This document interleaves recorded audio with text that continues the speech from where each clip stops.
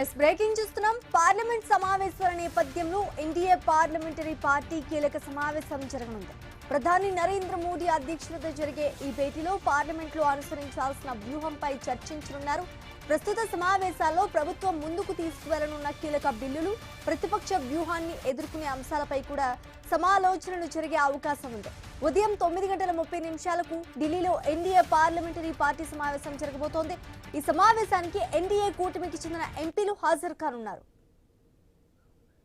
ఇక ఇదే అంశానికి సంబంధించి పూర్తి డీటెయిల్స్ మా ప్రతినిధి రాము లైవ్ ద్వారా అందిస్తారు. రాము, చెప్పండి. పార్లమెంట్ సమావేశాల నేపథ్యంలో ఎన్డీఏ కూటమి పార్టీ కీలక సమావేశం జరగబోతున్నట్టుగా తెలుస్తోంది. అదేవిధంగా ఈ సమావేశంలో ఏ అంశాలపై చర్చించే అవకాశం ఉందంటారు ముఖ్యంగా? శ్రీజ, గత కొన్ని రోజులుగా కూడా ఏదైతే నీటి పేపర్ లీకేజ్ అంశంపై ఉభయ సభల్లో జరుగుతున్న చర్చ, అదేవిధంగా ప్రతిపక్ష పార్టీలు తాలూకా ఆరోపణల నేపథ్యంలో సభలు కూడా సజావుగా జరిగే పరిస్థితి అయితే కనిపించడం లేదు. అయితే ఈ వర్షాకాల సమావేశాలకు సంబంధించి కీలకమైన ఒక 28 బిల్లులను ప్రవేశపెట్టాలని ఇప్పటికే ఎన్డీఏ కూటమి అయితే భావించింది.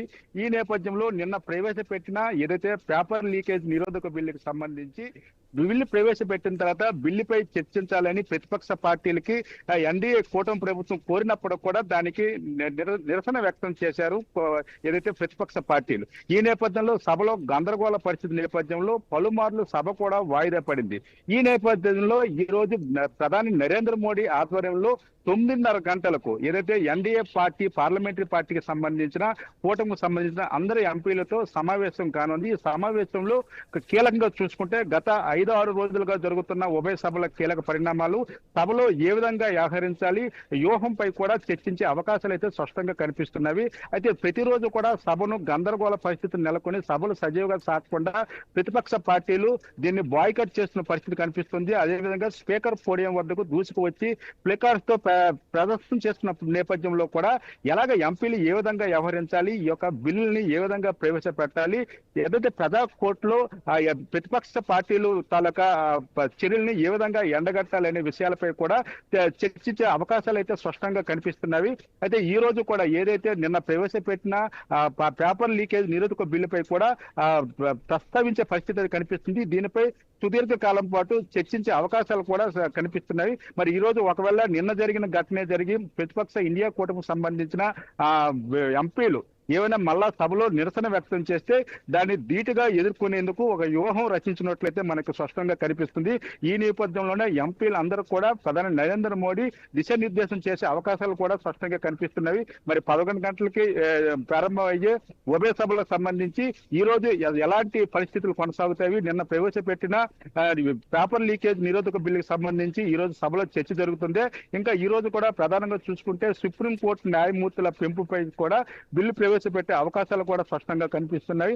ఈ నేపథ్యంలో 28 బిల్లులను కూడా ప్రవేశపెట్టాలని పార్లమెంట్ లో ఈ వర్షాకాల సమావేశాల్లో ప్రవేశపెట్టాలని భావిస్తున్న నేపథ్యంలో ఒక వ్యూహం ప్రకారం ఎంపీలు కూడా దీన్ని తిప్పుకొట్టాలనే కార్యక్రమం చేపట్టాలని ప్రధాని నరేంద్ర మోదీ అధ్యక్షుని ఈ పార్లమెంటు సమావేశం భేటీ అనేది కీలకంగా మారనుంది. శ్రీజ, అయితే ఈ భేటీలో ప్రధాని నరేంద్ర మోదీతో పాటు ఇంకా ఏ ఎంపీలు పాల్గొనే అవకాశం ఉందంటారు ఎన్డీఏ కూటమికి సంబంధించి? ప్రధాని నరేంద్ర మోడీతో పాటు ఏదైతే కూటమికి సంబంధించిన ఎంపీలు అందరూ కూడా ఇందులో పాల్గొనే అవకాశాలు అయితే స్పష్టంగా కనిపిస్తున్నాయి. ఎందుకంటే కూటమి సంయుక్తంగా దీన్ని ఎదుర్కొనే పరిస్థితి కనిపిస్తుంది. ఒక్క బీజేపీ దీన్ని ప్రతిఘటించకుండా అన్ని పార్టీలు కూడా దీన్ని ప్రతిఘటించే విధంగా వ్యూహం రచించినట్టు కనిపిస్తుంది. అయితే ఒక కూటమి కూడా ఒక నిర్ణయానికి రావాలి. ఎందుకంటే పార్లమెంటరీ వర్షాకాల సమావేశాలు అనేవి పూర్తిగా సజావుగా జరగనివ్వడం లేదు ప్రతిపక్ష ఇండియా కూటమికి సంబంధించిన ఎంపీలు. మరి ఈ నేపథ్యంలో ఒక వ్యూహంతో కూటమి మొత్తం ఒకే మాట మీద వెళ్ళాలి. ఈ యొక్క పార్లమెంటరీ వర్షాకాల సమావేశాలకు సంబంధించి ఉభయ సభలకు సంబంధించిన సమావేశాలు సజావుగా జాగేందుకు కూటమి తాలూకా భాగస్వామ్యం కూడా ఉండాలనేది ప్రధాని తాలూకా యోచనగా మనకి తెలుస్తుంది. శ్రీజ, అయితే మనం మీరు చెప్పిన దాని ప్రకారం అందరూ ఒక మాట మీద ఉండి ఈ బిల్లుల మీద కీలక సమావేశం జరపాలని చెప్పేసి పార్లమెంట్లో ఆలోచిస్తున్నారు, కరెక్టే. కానీ ఎందుకు ఇంత ఆలోచించినా కూడా పార్లమెంట్ సమావేశాలు సజావుగా ఎందుకు సాగట్లేదు? మనం చూసుకోవచ్చు. ప్రధానంగా ఏంటంటే గత 5-6 రోజులుగా కూడా దేశంలో జరుగుతున్న ఢిల్లీలో జరుగుతున్న పరిణామాలని దృష్టిలో పెట్టుకొని సభను సజావుగా జరిపించాలని ఎన్డీఏ కూటమి భావిస్తుంది. అయితే ఈ నేపథ్యంలో దీన్నే అవకాశంగా తీసుకున్న ఇండియా కూటమికి సంబంధించిన ఎంపీలు దీన్ని సజావుగా జరిగేందుకు, సభను సజావుగా సాగేందుకు మాత్రం సహకరించట్లేదు. ఏదైతే నీట్ ఎగ్జామ్ సంబంధించి మనం చూసుకుంటే ఇది చాలా సున్నితమైన అంశం, ఎంతో మంది విద్యార్థుల భవిష్యత్తు మీద డిపెండ్ అయిన అంశం. దీనిపై చర్చ జరపాలని బీజేపీ కోరినప్పుడు కూడా ఇండియా కూటమికి సంబంధించిన ఎంపీలు జరపకుండా ఈ యొక్క అడ్డుకున్న పరిస్థితి కనిపిస్తుంది. అయితే దీనిపై ఎలా రియాక్ట్ అవ్వాలి? ఇప్పటికే ఇండియా కూటమి బీజేపీకి సంబంధించి కొంత అభాసుపాలైన పరిస్థితి అయితే కనిపిస్తుంది. ఎందుకంటే పేపర్ లీకేజ్ అంశం 5 రోజుల తర్వాత కేంద్ర మంత్రి, విద్యాశాఖ మంత్రి ధర్మేంద్ర ప్రధాన్ రాజీనామా చేయడము, ఈ అంశాలను దృష్టిలో ఉంచుకొని ఏ చిన్న పొరపాటు చేసినా ఈ యొక్క ప్రభావం అనేది బీజేపీపై, కూటమిపై ఉంటుందని కొంత ఆలోచనలో పడినట్టు కనిపిస్తుంది. అయితే వీటన్నిటిని తిప్పుకొట్టే విధంగా ఒక వ్యూహంతో ఈ రోజు ఉభయ సభల్లో కూడా వెళ్లాలని ఒక దిశానిర్దేశం చేసే పరిస్థితి అయితే ప్రధాని స్పష్టంగా కనిపిస్తుంది. మరి ఈ రోజు జరిగే పార్లమెంటరీ, రాజ్యసభకు సంబంధించి, ఉభయ సభలకు సంబంధించి సమావేశాలు ఏ విధంగా తీసుకువెళ్తారు?